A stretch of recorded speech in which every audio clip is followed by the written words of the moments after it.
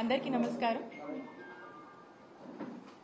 ఈ రోజున ఈ ప్రెస్ మీట్ నిర్వహించడానికి గల ముఖ్య ఉద్దేశం మరి ఈ రాష్ట్రంలో హెల్త్ కేర్కి సంబంధించి ఆరోగ్యశ్రీకి సంబంధించి ఆరోగ్యశ్రీ బిల్స్కి సంబంధించి మరి ఏ విధంగా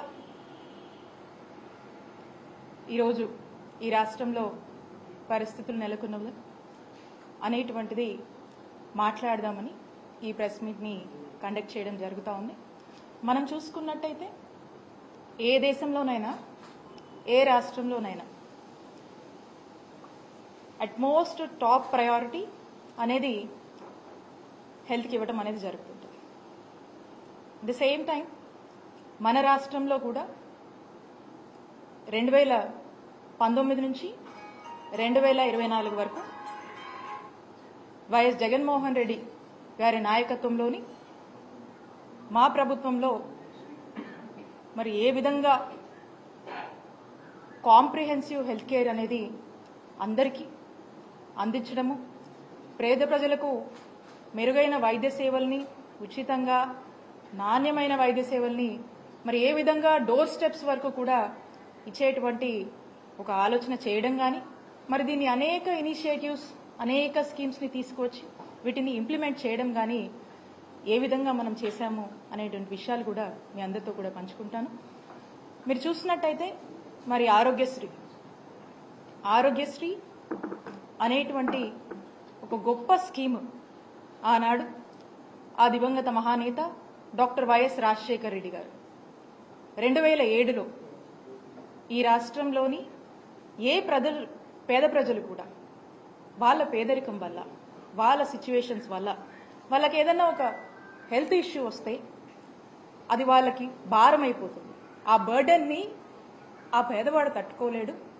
దానివల్ల అనేక ఇబ్బందుల పాలయ్యి దానివల్ల ఏ విధంగా ఆ కుటుంబం ఇబ్బందుల పాలై నష్టపోతుంది, ఏ విధంగా బాధపడుతుంది అని చెప్పి ఆ బాధ ప్రభుత్వం బాధ్యత అని భావించి ఆనాడు వైఎస్ రాజశేఖర్ రెడ్డి గారు ఆరోగ్యశ్రీ అనే ఒక పథకం తన మేధస్సులోంచి ఆలోచించి తీసుకొచ్చినటువంటి ఒక గొప్ప పథకం, వైఎస్ఆర్ గారి బ్రెయిన్ చైల్డ్ అని చెప్పి గర్వంగా చెప్పుకునేటువంటి ఒక పథకం.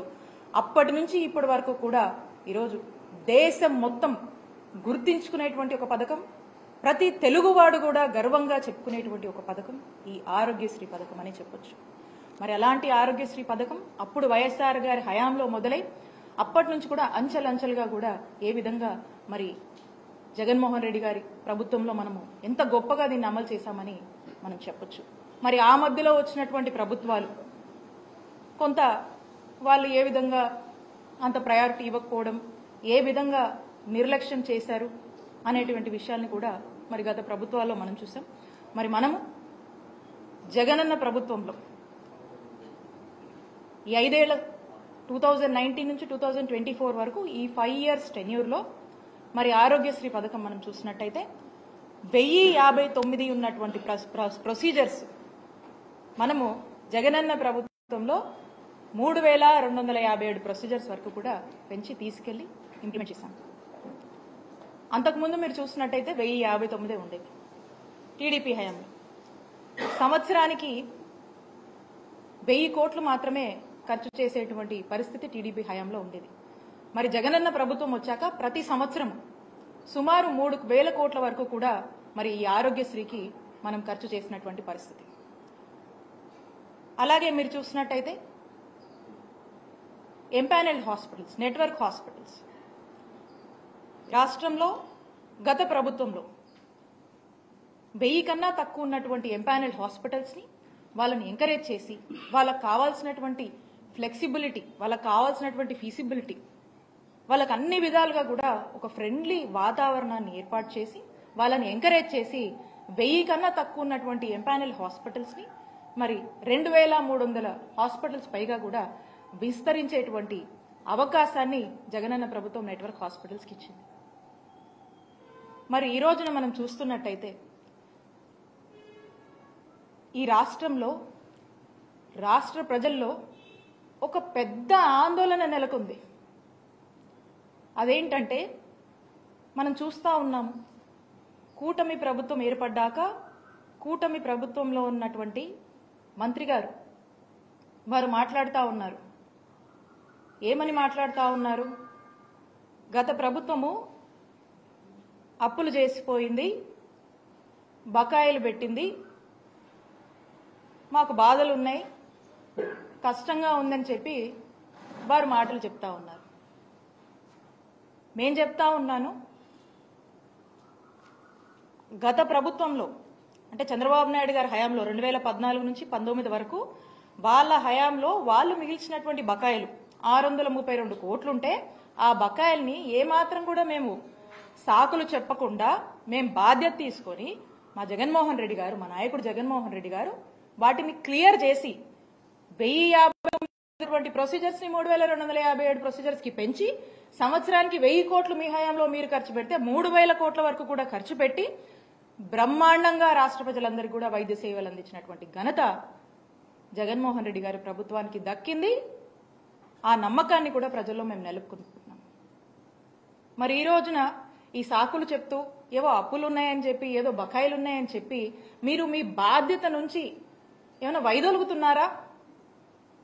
మీరేం ఇండికేషన్ ఇస్తున్నారు అనేటువంటి సందేహము ఈరోజు రాష్ట్ర ప్రజలకు కలుగుతుంది అని తెలియజేస్తున్నాను.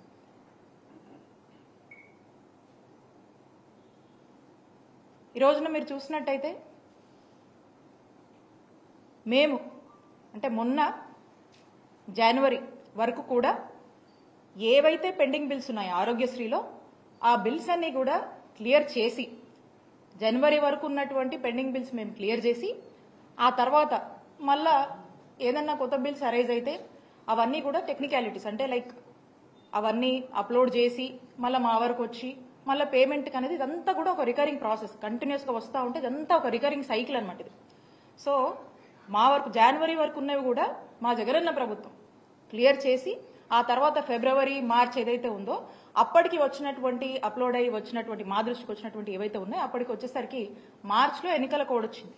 కోడ్ వస్తే మీకు తెలుసు. ఆ కోడ్ వచ్చిన తర్వాత ఇక ఎన్నికలు అన్ఫార్చునేట్లీ మేము అధికారంలోకి రాలేకపోయాం. ఆ విషయం మీకు తెలుసు.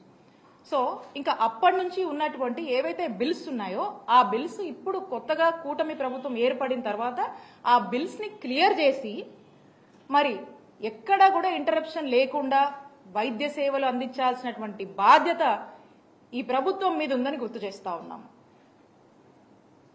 ఏదో లెక్కలు చెప్పి అప్పులని, ఆదాయాలని, బకాయిలని సాకులు చెప్పి మీకు రెస్పాన్సిబిలిటీ నుంచి మీరు ఏమైనా తప్పించుకునేటువంటి ప్రయత్నం చేస్తున్నారా? ఆరోగ్యశ్రీ సంబంధించి వాటి యొక్క బిల్స్కి సంబంధించి ఈ సాకులు చెప్పి మీరు ప్రజల్ని ఏమన్నా ఒక ఆందోళన పరిస్థితిలో ఉంచేటువంటి ఒక ప్రయత్నం చేస్తున్నారా? లేకపోతే ఏంటి మీరు చెప్పాలనుకుంటుంది?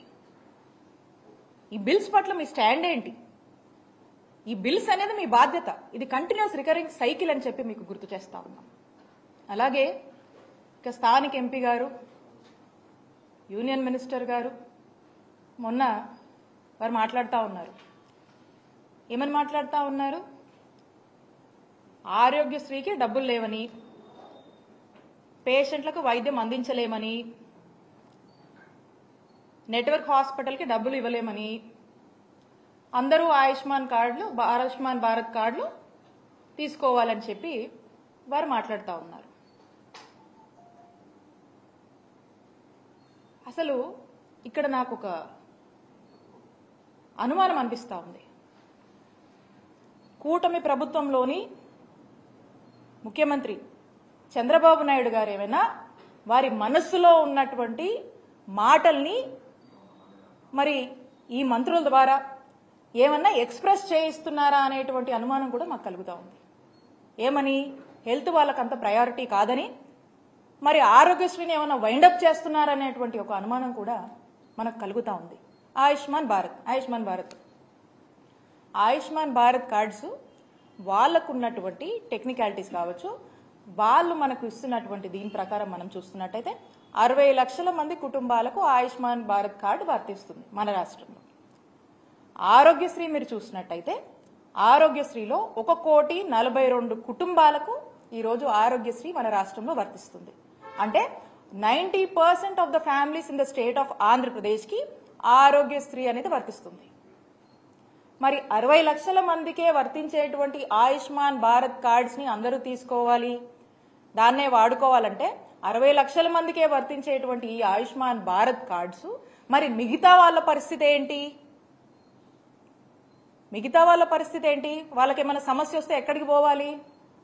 వాళ్ళకి ఏం వర్తించాలి అప్పుడు? అలాగే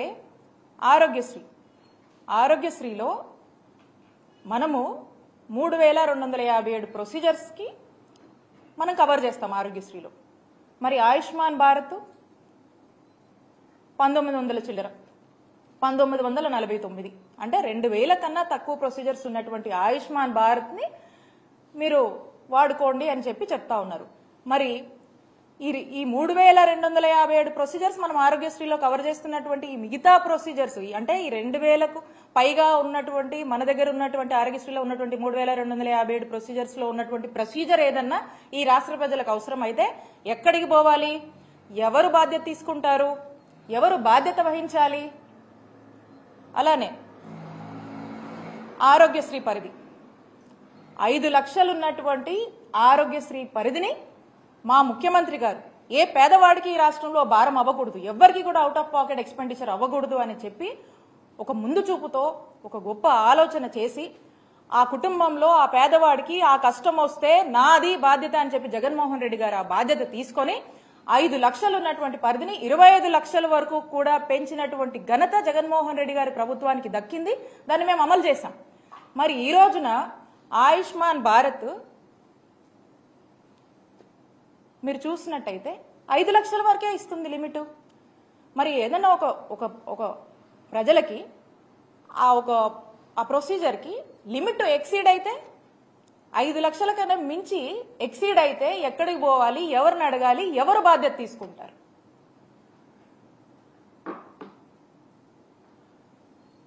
ఇక ఆయుష్మాన్ భారత్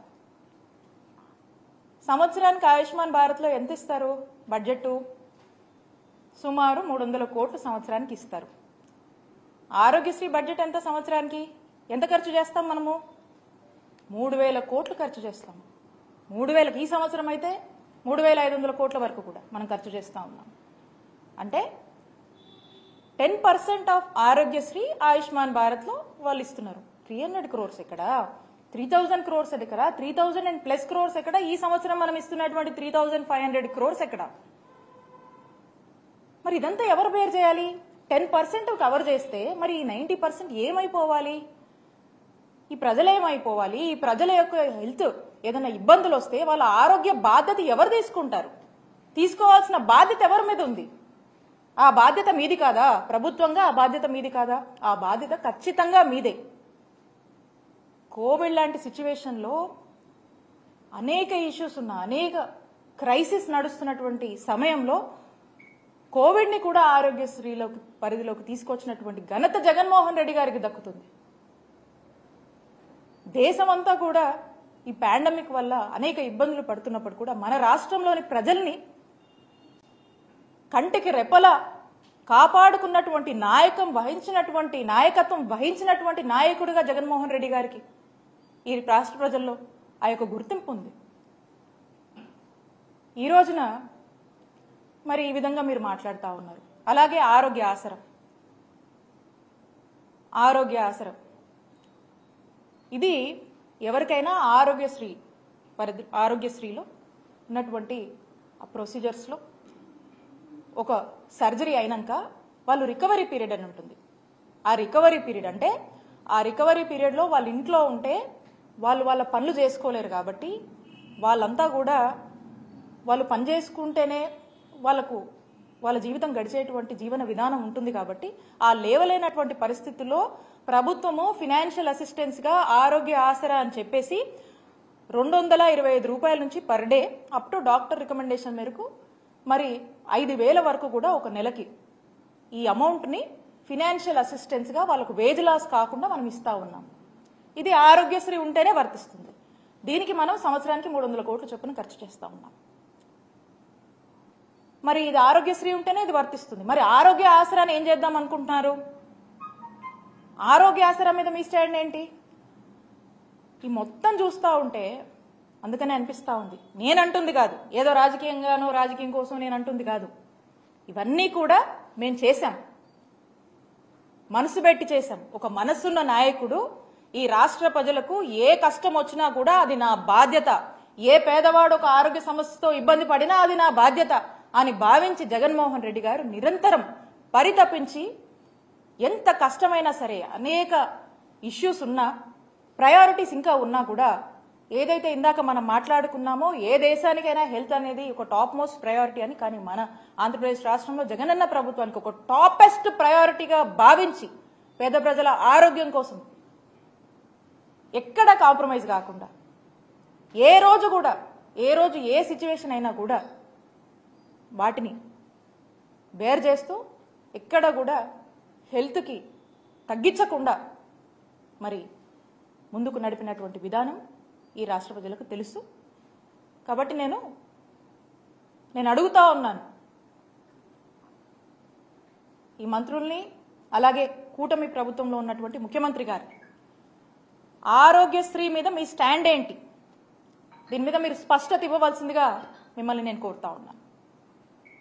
అలాగే రీసెంట్గా చూస్తూ ఉన్నాము, మరి మంత్రి గారు మెడికల్ కాలేజెస్ గురించి మాట్లాడుతూ ఉన్నారు.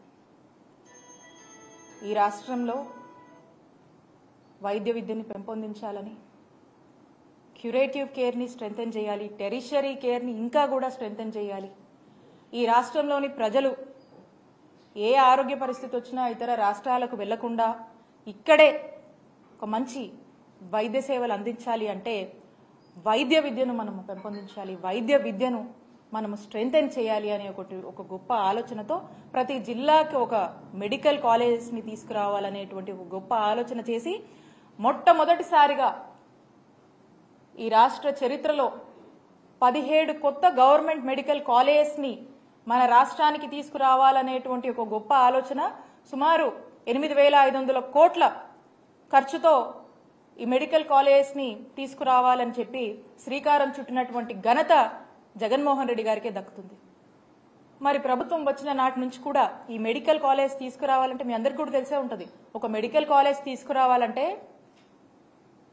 ఒక ఓవర్ నైట్గా మనం చేసేది కాదు. ఇది దీనికంటూ కొన్ని ప్రొసీజర్స్ ఉన్నాయి, దీనికంటూ కొంచెం టైం టేకెన్ ప్రాసెస్ ఉంటుంది, దీనికంటూ ఒక హాస్పిటల్ కావాలి, దీనికంటూ కొన్ని కండిషన్స్ ఉంటాయి. సో కాబట్టి ఇవన్నీ ఏమి అనుకోగానే అయిపోయేటువంటి పరిస్థితి కాదు. అయినప్పటికీ ఒక ప్రాపర్ యాక్షన్ ప్లాన్ ముఖ్యమంత్రి గారు వేసి ఫేజ్డ్ మేనర్లో కూడా ఒక 3 phases కింద ఈ 17 గవర్నమెంట్ మెడికల్ కాలేజెస్ని మేము డివైడ్ చేసుకొని ఆ టార్గెట్ పెట్టుకొని టార్గెట్ రీచ్ అయ్యేలాగా కూడా మేము మా అధికారులను కూడా పనిచేసినటువంటి పరిస్థితి. మరి ఈ ఫస్ట్ ఫేజ్లో మనం చూసినట్టయితే 5 మెడికల్ కాలేజెస్ అనుకున్నాం. 2023 to 24 ఒక 5 కాలేజెస్ అనుకున్నాం. ఆ 5 కాలేజెస్ ఏవైతే ఏం చేశామో దాని తగ్గట్టుగా ఆ 5 కాలేజెస్ని తీసుకొచ్చాము, ఇనాగరేట్ చేశాము, ప్రారంభించాము, ఒక బ్యాచ్ కూడా అయిపోయింది.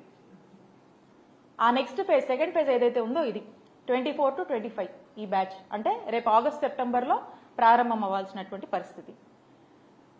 మరి రేపు 5 కాలేజీలు ప్రారంభం అవ్వాల్సినటువంటి యాక్షన్ ప్లాన్ మేము వేసాం, దాని దగ్గర స్టెప్స్ మేము తీసుకున్నాము, దానికి సంబంధించినటువంటి ఇన్ఫ్రాస్ట్రక్చర్ మేము వేయడం జరిగింది. అట్ ది సేమ్ టైం దానికి కావాల్సినటువంటి రిక్రూట్మెంట్స్ అవన్నీ కూడా మేము ప్రారంభించడం జరిగింది. మేము కొంత చేశాము, కొంత చేయాల్సింది ఉంది. ఇప్పుడు మరి మెడికల్ కాలేజ్ పరిస్థితి ఏంటో మనకు అర్థం కావట్లేదు.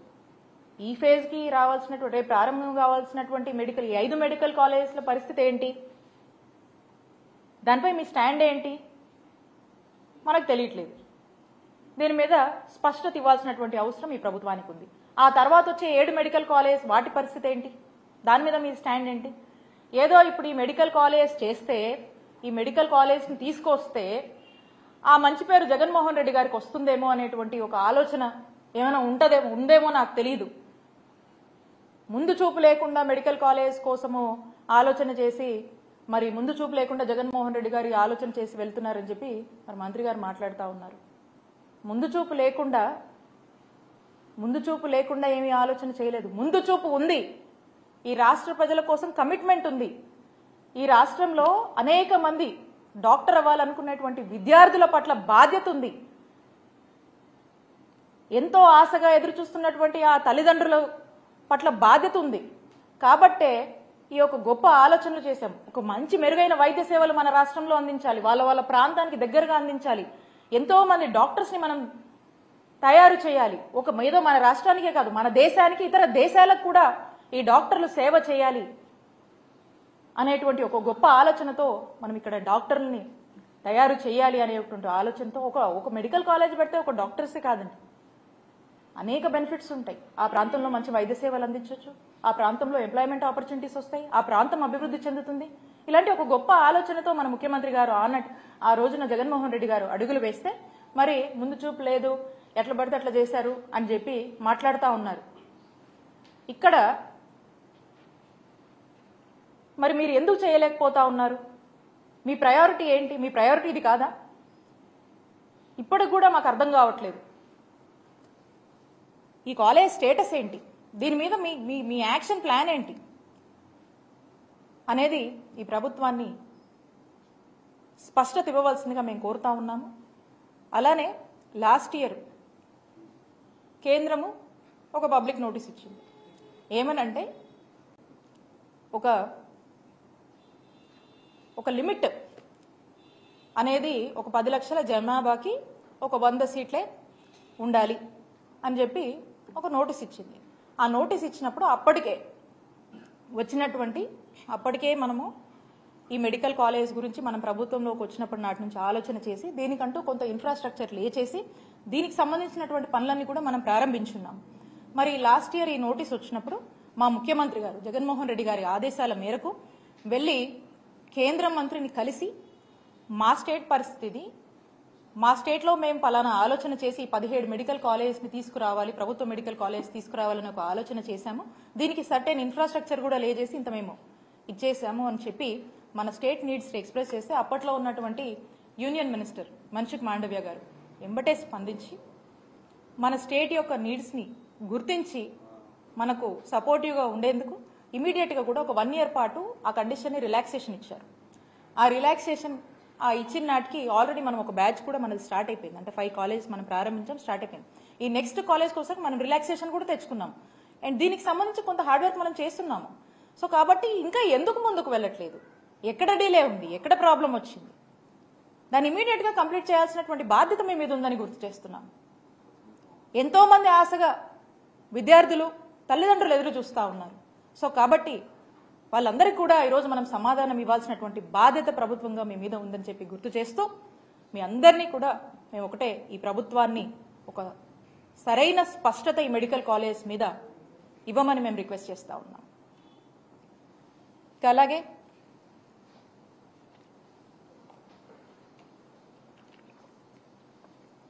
ఈ రాష్ట్రంలో రూరల్ ఏరియాస్ అన్నిట్లో, రిమోట్ ఏరియాస్, ట్రైబల్ ఏరియాస్లో, మారుమూల ప్రాంతంలో అన్ని చోట్ల కూడా ఒక మెరుగైన వైద్య సేవలు మరి వారి యొక్క డోర్ స్టెప్స్ దగ్గర ఇవ్వాలి, ఆ గ్రామాల్లోనే ఇవ్వాలి అనేటువంటి ఒక గొప్ప ఆలోచన చేసి జగన్మోహన్ రెడ్డి గారు ఒక నావెల్ ఇనిషియేటివ్స్కి మరి శ్రీకారం చుట్టి ఫ్యామిలీ డాక్టర్ ప్రోగ్రామ్ని ఇంట్రడ్యూస్ చేసినటువంటి పరిస్థితి. ఎంత గొప్పగా ఈ పథకము ఒక గొప్ప రిజల్ట్స్ని ఇచ్చింది. ఎంత చక్కగా కూడా ఈ రోజున గవర్నమెంట్ డాక్టర్ ఆ గ్రామంలో ఉండి వైద్య సేవలు అందించడము, గవర్నమెంట్ డాక్టర్ ఈరోజు లేవలేనటువంటి పరిస్థితిలో ఉన్నటువంటి పేషెంట్స్ దగ్గరికి వెళ్ళి వైద్య సేవలు ఇచ్చేటువంటి ఒక గొప్ప కార్యక్రమం ఉచితంగా. మరి ఇలాంటి ఒక గొప్ప కార్యక్రమాన్ని మేము అధికారంలో ఉండగా తీసుకొచ్చాము. ఇది ఒక ప్రివెంటివ్ కేర్ మాదిరిగా, prevention is better than cure, అంటే ఒక ఫస్ట్ ఎయిడ్ మాదిరిగా ఏదన్నా ఒక ఇష్యూ వస్తే ఆ గ్రామంలో అక్కడే మనకు పరిష్కారం దొరికేటువంటి ఒక గొప్ప కార్యక్రమంగానే మనం చూడొచ్చు. అంటే ఏదున్నా కూడా మన గ్రామంలోనే మనకు వైద్య సేవలు అందుతాయి, అవసరమైతే మనకి ఇంటికే వచ్చి డాక్టర్ చూసేటువంటి ఒక ఆలోచన చాలా గొప్పగా దీన్ని మేము ఇంప్లిమెంట్ చేశాం. ఇది ఎంతో మంది రాష్ట్ర ప్రజలకు మంచి వైద్య సేవలు అందించడంతో పాటు ఎంతో మంది ఆరోగ్యాన్ని కూడా కాపాడినటువంటి పరిస్థితి. మరి ఇలాంటి ఒక గొప్ప ఫ్యామిలీ డాక్టర్ లాంటి ప్రోగ్రామ్ మీద మీ స్టాండ్ ఏంటి? అసలు ఇది కంటిన్యూ అవుద్దా, దీని మీద మీ ఆలోచన ఏంటి అనేది ఈ ప్రభుత్వాన్ని నేను స్పష్టత ఇవ్వవలసిందిగా రిక్వెస్ట్ చేస్తా ఉన్నాను. అలాగే ఆరోగ్య సురక్ష అనేటువంటి ఒక కార్యక్రమం, ఈ ఆరోగ్య సురక్ష అనే కార్యక్రమంలో ఇందాక మనం మాట్లాడుకున్నట్టు ఫ్యామిలీ డాక్టర్ ప్రోగ్రాంలో డాక్టర్స్ వెళ్ళి గ్రామాల్లోనే చూస్తారు, ఓపీస్ కండక్ట్ చేస్తారు, అలాగే అక్కడే ఉచిత వైద్య సేవలు అందించడం, టెస్టులు చేయడము, ఇంకేదైనా ఉంటే రిఫరల్ ఏమైనా అవసరమైతే చెప్తారు. సో ఇక్కడ సూపర్ స్పెషాలిటీ వైద్య సేవల్ని ఈరోజు ఆరోగ్య సురక్ష కార్యక్రమంలో ఆ గ్రామంలోనే అందించినటువంటి పరిస్థితి. మరి ఈ సూపర్ స్పెషాలిటీ వైద్య సేవల్ని మనం అక్కడ అందిస్తే అక్కడి నుంచి అవసరమైతే మళ్ళీ రిఫరల్ కూడా మరి రికమెండ్ చేసేటువంటి పరిస్థితి. దాన్ని మళ్ళా ఈ కార్యక్రమాన్ని ఫ్యామిలీ డాక్టర్తో అనుసంధానం చేసి ప్రజలకు ఎక్కడ కూడా ఇబ్బంది లేకుండా చక్కటి వైద్య సేవలు, వారి యొక్క ఆరోగ్యం పట్ల బాధ్యతని మీకు ఈ కార్యక్రమాల ద్వారా మీకు అర్థమవుతా ఉంది. ఇది మనం చేశాం. మరి ఈ కార్యక్రమం మీద మీ స్టాండ్ ఏంటి? ఇది కంటిన్యూ చేస్తారా లేకపోతే ఏంటి అనే దాని మీద కూడా ఈ ప్రభుత్వం స్పష్టత ఇవ్వవలసిందిగా నేను రిక్వెస్ట్ చేస్తా ఉన్నాను. అలాగే ఇవన్నిటితో పాటు ప్రివెంటివ్ కేర్, క్యూరేటివ్ కేర్ దీన్ని స్ట్రెంథెన్ చేస్తూ ఒక మంచి ఇన్ఫ్రాస్ట్రక్చర్ అనేది మనం ఏర్పాటు చేయాలి.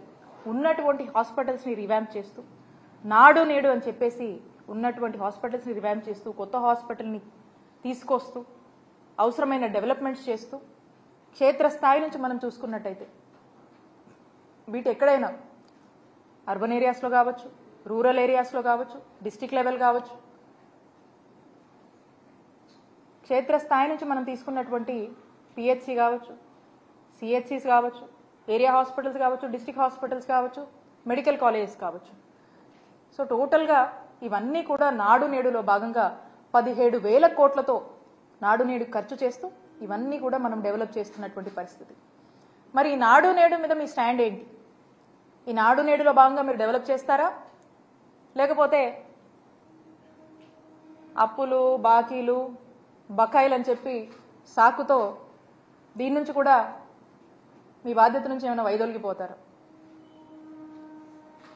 సో మీ ప్రయారిటీస్ ఏంటి, మీ యాక్షన్ ప్లాన్ ఏంటి, ఇవన్నీ కంటిన్యూ అవుతాయా లేదా అనేటువంటి ఒక స్పష్టతని, మీ స్టాండ్ ఏంటి అనే దాని మీద నేను కూటమి ప్రభుత్వంలో ఉన్నటువంటి ముఖ్యమంత్రి చంద్రబాబు నాయుడు గారిని అలాగే ఈ మంత్రి గారిని కూడా సమాధానం చెప్పవలసిందిగా, ప్రజలకు స్పష్టత ఇవ్వవలసిందిగా నేను కోరుతా ఉన్నాను. మేము ఒక్కటే చెప్తా ఉన్నాను, ఈ కార్యక్రమాలన్నీ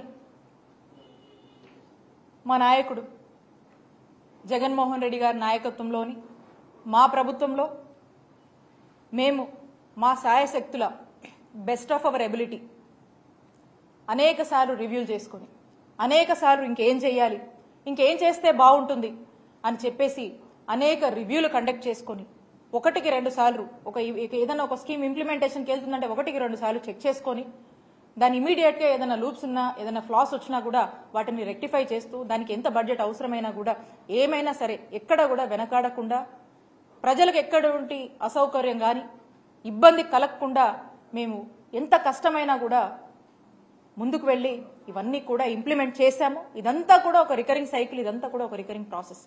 సో కాబట్టి ప్రభుత్వంగా ఎప్పుడూ కూడా మా హయాంలో మేము ఎప్పుడు ఈ బాధ్యత నుంచి మేము ఎప్పుడూ కూడా ఇది మాదే ఈ బాధ్యత, ఇది మా టాపెస్ట్ ప్రయారిటీ, హెల్త్ మా టాపెస్ట్ ప్రయారిటీ, ఈ బాధ్యత మాది అని చెప్పి చాలా బాధ్యతగా భావించి మేమంతా కూడా చాలా బాధ్యతగా నడిపాము. మీరు కూడా ఇంకా ఈ సాకులతో వెళ్తే మనం ఏ స్పియర్లోనూ కూడా ముందుకు వెళ్ళలేము. కాబట్టి ఈ సాకులు కాకుండా ఇంకా బెటర్గా మీరు చేస్తే బాగుంటుందని కోరుకుంటూ, అలాగే ఈ అన్నిటి మీద కూడా మీరు మీ స్టాండ్ ఏంటో అని ఒక స్పష్టత ఈ ప్రభుత్వం ఇవ్వవలసిందిగా ప్రజల పక్షాన మేము కోరుతున్నాము.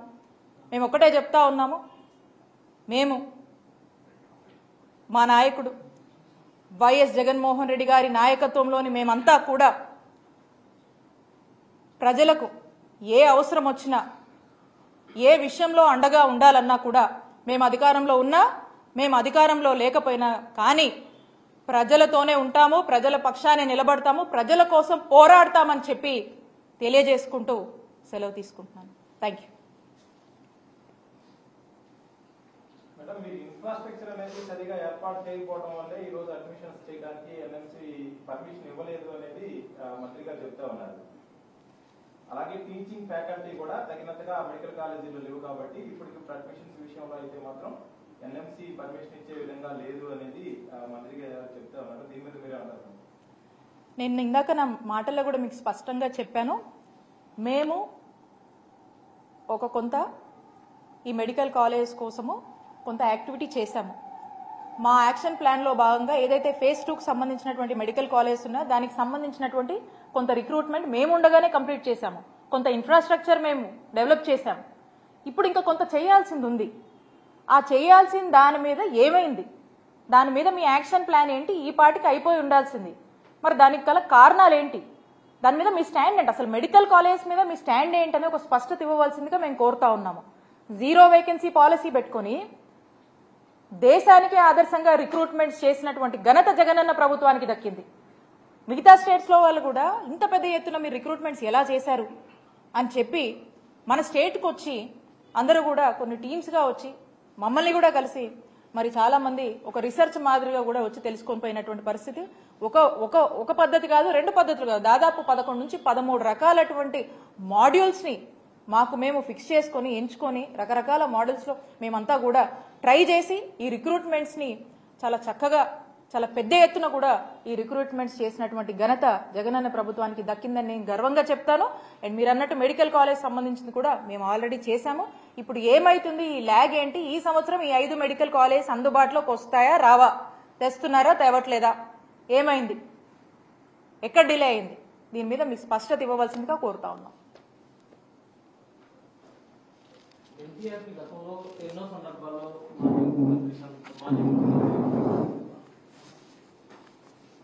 Thank you.